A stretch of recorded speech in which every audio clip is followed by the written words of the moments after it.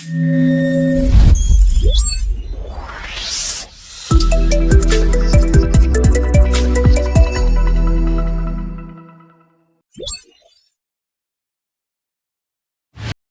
to the deep dive. We're here to really get into the source material you've shared and pull out the most useful, the most practical insights. And today we're tackling a real heavyweight, Dale Carnegie's How to Win Friends and Influence People. It's a classic for a reason. Absolutely. And we've looked at summaries, excerpts, even how it translates into other languages like Urdu. It's fascinating how universal these ideas seem to be. It really speaks to that timeless wisdom, doesn't it? It does. So our mission today, well, it's more than just a summary. We want to give you a shortcut, really, to being properly informed about connecting with people. We'll dig into those core principles, the ones that can genuinely simplify your interactions, maybe boost your influence a bit. Yeah, and just help you be more, genuinely liked, whether that's at work, in personal life, or if you're just curious about, well, how people tick. Expect some aha moments, hopefully, and strategies you can actually use, things that cut through the usual noise. Okay, let's jump in. Part 1. Fundamental techniques in handling people, sort of building that conflict-free foundation. And the very first principle Carnegie hits us with is don't criticize, condemn, or complain. Now, my first reaction is, doesn't that avoid accountability? That's a fair question, but it goes deeper psychologically. Criticism almost automatically puts people on the defensive. It's like a switch flips. Right. Fight or flight. Exactly. So constructive conversation, almost impossible then. Carnegie points out, and it's quite striking, that even criminals often justify their actions. It highlights this universal human need to feel justified, to feel right. So the principle isn't about letting things slide. It's about understanding before attacking. Trying to win by criticizing, you often just lose the relationship. So empathy first. Understanding over judgment. That actually flows right into principle 2. Give honest and sincere appreciation. This feels like more than just being nice. Oh, absolutely. It taps into something really deep. People have this powerful, innate craving for appreciation. It's not flattery that feels hollow. No, you can tell the difference. You really can. Genuine acknowledgement connects to our need for, belonging, for significance. A sincere compliment, real recognition for good work. That's incredibly powerful motivation. Way more effective long-term than criticism. It can genuinely inspire someone. Inspire someone for life, even. Yeah. That's quite a thought. Okay, principle 3. Arouse in the other person an eager want. This one, sometimes it can sound a bit manipulative. I see why you'd say that. Yeah. But the key, and Carnegie stresses this, is sincerity and focusing on their benefit. It's about flipping your whole viewpoint. Stop thinking about what you want. And start thinking about what they want. Exactly. What they genuinely want or need. You frame your request, your suggestion in terms of how it helps them. Show them the advantages for them. So it's alignment, not trickery. Precisely. It's about collaboration, finding that mutual benefit. You get much better cooperation that way, naturally. Right. That reframes it nicely.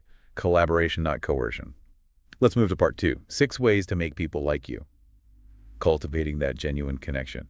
These seem straightforward, but again, the devil's in the detail, right? Always. Principle 1. Become genuinely interested in other people. This isn't just like asking, how are you? Is it? No, not at all. Genuine interest is active. It's real curiosity about their lives, their work, what they're passionate about. It means asking follow-up questions. Remembering things they told you before. Yes. Showing you actually value what they say. People, well, we all enjoy talking about ourselves, let's be honest. And being that engaged listener, it makes you incredibly welcome, very memorable. Yeah, I can see that. And building on that, principle 2, smile. So simple, maybe too simple. You'd think so, but it's profound. A warm, authentic smile it's like a universal welcome sign. Creates instant warmth. Friendliness, trust, approachability, it just breaks down barriers. A forced smile, though, that can backfire. It has to feel real. True. Okay. Alongside the smile, principle 3, remember their name. Carnegie said, a person's name is the sweetest and most important sound. Why so powerful?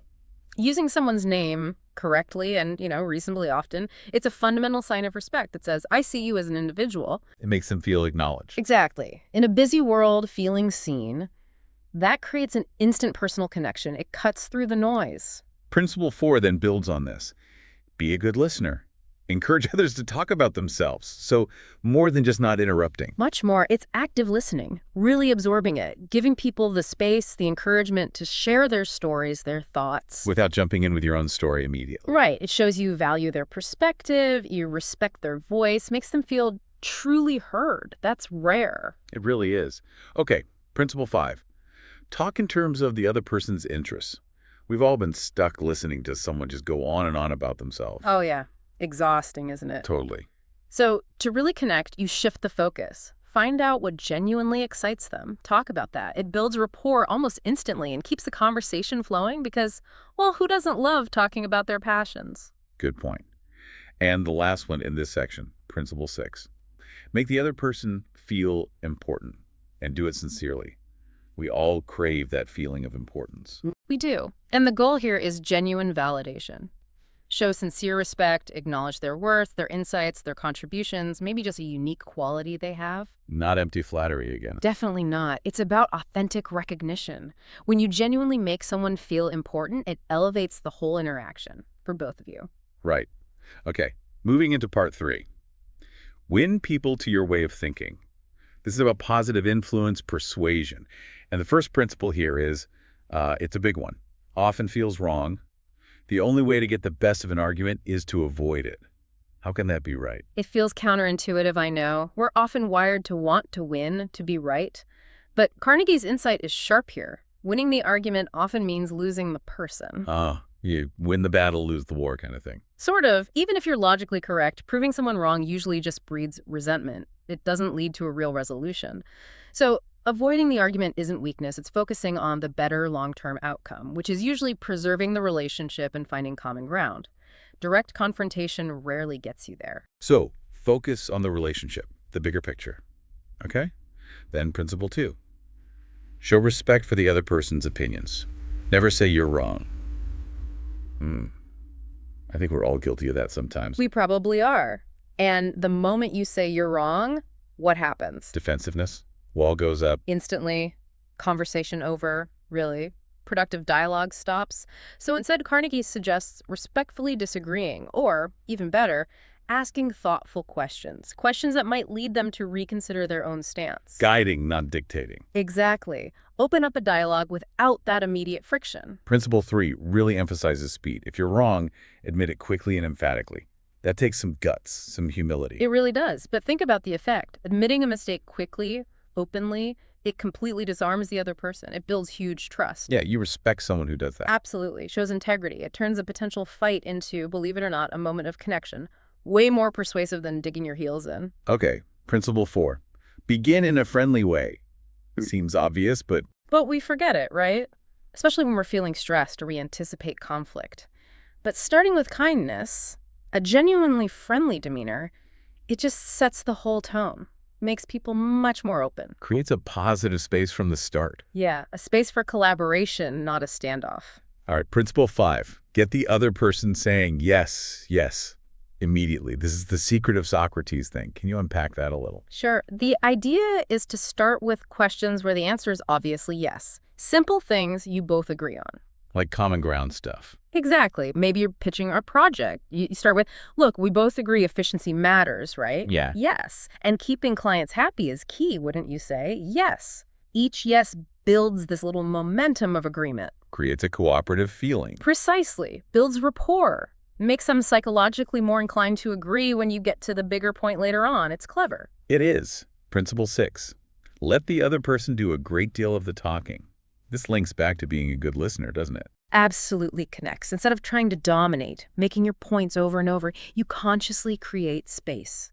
Let them air their views, their concerns, fully. Because when people feel heard, They become much more receptive to what you have to say. It's about truly listening, sincerely. That itself is a powerful form of respect. Okay, principle 7 is interesting. Let the other person feel the idea is theirs. Now, is this sneaky? Or is it something else? It sounds sneaky, maybe, but it's based on a real human truth. We are all far more committed to ideas we feel we helped create. Right, ownership. Exactly. So it's not about tricking them. It's about involving them, Maybe you ask questions that guide them towards the conclusion you have in mind. You plant a seed, let them water it. Rather than shoving a fully grown plant at them. Yeah, that's a good way to put it. Fosters real ownership and dedication. Much more effective. Principle 8 emphasizes empathy again. Try honestly to see things from the other person's point of view, a crucial skill. Always. Empathy is like a bridge. Making that genuine effort to understand their perspective, what motivates them, what are they afraid of, what are their goals, even if you completely disagree with their conclusion. Just understanding the why behind it. Yes. That effort alone can transform the interaction. It shows respect, builds trust, and opens the door to finding common ground you might have missed. Principle 9 feels related. Be sympathetic with the other person's ideas and desires. This seems to go beyond just understanding into feeling with them. It does. It's about showing that empathy, that understanding for their thoughts and feelings, even when your views are different. Acknowledging their emotions, showing kindness. Often that achieves far more than just hammering away with logic. Connects on a human level. Mm-hmm. Principle 10, I like this one. Appeal to the nobler motives. What does that mean in practice? It means when you're trying to influence someone, connect your request to their better nature. Appeal to their sense of fairness, their integrity, honesty, maybe their sense of honor. Because people want to see themselves that way. Exactly. Most people want to be seen as good, as principled. Appealing to that self-image can be a really strong motivator for them to act in line with those values. Principle 11 gets creative. Dramatize your ideas. Give me an example of that. Okay, instead of just presenting, say, boring statistics about slow response times, you could maybe paint a picture. Describe vividly the frustration a customer feels waiting. Use a visual, a short story. Then contrast it with how quickly their problem gets solved with the new approach. Make it memorable, grab attention. That's it. Makes the impact much, much stronger than just the plain facts. And finally for this part, Principle 12. Throw down a challenge. This can be tricky, needs care. It does need care, absolutely. But people are often really motivated by a challenge. It taps into our desire for achievement, for recognition. A bit of healthy competition. Can be. Or setting clear, ambitious goals, achievable but ambitious. It can really spark action and engagement. You just need to frame it positively, not create undue pressure. Right. Okay, final section, part 4. Be a leader changing people without giving offense or arousing resentment. Guiding with tact. This feels crucial for management, but probably wider too. Oh, definitely applicable in many situations. Principle 1 starts us off. Begin with praise and honest appreciation. Even when you need to correct something. Especially then, maybe. Starting with genuine praise, sincere appreciation for something they do well, it just softens the criticism that might need to follow. Lowers the defenses again. Exactly. Keeps morale up, makes them much more receptive to hearing about the area that needs improvement. It's a crucial first step. And then, Principle 2, call attention to people's mistakes indirectly. That theme, again, avoiding the direct hit. It's consistent, isn't it? Instead of saying you did this wrong, use subtler language. Maybe ask a question like, I wonder if approaching it this way might work better, or make a suggestion. Let them save face. Precisely. Avoids embarrassment, preserves dignity, and makes them more likely to actually want to correct the behavior. Principle 3 is about leading by example. Talk about your own mistakes first. That takes vulnerability. It really does. But the payoff is huge trust. Before you point out their error, mentioning a time you messed up something similar, it makes you relatable, human, fair. Less intimidating. Much less. It creates a foundation of trust that makes feedback way easier to hear and accept. Principle 4. Ask questions instead of giving direct orders. We touched on this, giving people agency. Yes, people respond so much better when they feel involved, when they feel some control. Could we explore this option? Is way better than do this. Turns an order into a collaboration. Empowers them to think, to own the solution. Much more effective. Principle 5. Let the other person save face. Seems vital in difficult conversations. Absolutely critical. Even if someone is clearly demonstrably wrong, you gain nothing by humiliating them. Publicly embarrassing someone. It's just destructive. Allow them to maintain their dignity. It preserves the relationship and keeps the door open for future positive interactions. Shaming is always counterproductive. Principle 6 is pure encouragement. Praise the slightest improvement and praise every improvement. Building momentum, right? Exactly that, like building blocks. Recognizing and genuinely praising even small steps forward builds confidence, reinforces the positive change, and fuels more effort. It creates this great positive feedback loop. Principle 7 is quite psychological. Give the other person a fine reputation to live up to. How does that work? It's powerful. If you tell someone sincerely that you see them as, say, meticulous or fair or creative, They'll try to be. they often will. Yeah. They'll strive to live up to that positive image you've painted. It appeals to their self-concept and subtly encourages that behavior. Interesting. Principle 8. Use encouragement. Make the fault seem easy to correct. This sounds like lowering the barrier to change. That's exactly it. Don't make the needed change seem like this huge, insurmountable mountain. Frame it as manageable, simple, well within their capabilities. Removes that feeling of, oh, I can't possibly do that. Right. Instills confidence, makes them feel like, okay, yeah, I can fix this. Removes a big psychological hurdle. And the last one, Principle 9. Make the other person happy about doing the thing you suggest. This feels like it loops back to arousing an eager want. It absolutely does. It's about helping them see the benefit to them. Why would they want to do this? Frame it not as a burden, but as an opportunity, a privilege, something desirable. So they genuinely want to do it. Yes. When that happens, they do it with enthusiasm, with dedication. You get real buy-in, not just compliance. Wow. Okay, so as we've kind of gone through all this deep dive into Carnegie, it really isn't just about winning in some, I don't know, manipulative way. No, not at all. It's about becoming a more skilled communicator, definitely. More empathetic as a leader, or just in general. And maybe a more valued friend or colleague. Yeah. These principles, they really have stood the test of time. You can see how they apply everywhere. Work, home, social stuff, business. They sound simple, maybe, when you list them out. They do. But the real power, the magic, is in actually applying them. Consistently, sincerely, and, with nuance. Right. It takes practice. So here's a little challenge for you listening in. Pick just one of these principles we talked about. Maybe one that really struck you or one you could work on. And just consciously try to practice it this week. See what happens. How might that one small shift, that intentional effort, how might it ripple outwards in your interactions? What might you learn? It's a great takeaway challenge. Just try one thing, see what changes.